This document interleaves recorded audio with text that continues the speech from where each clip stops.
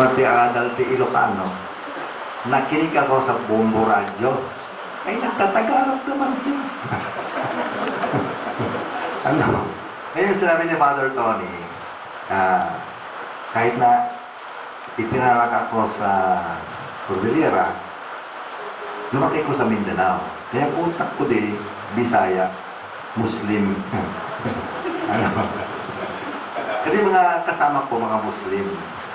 Lumaki kami sa Mindanao, puro Muslim.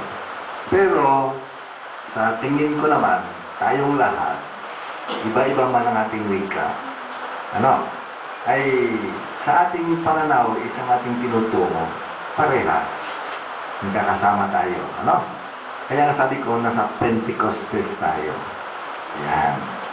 So, welcome kayo sa Isabela, kasi welcome nila din ako. Ano ba na? Kasi istonghero din ako dito, ano? Yan.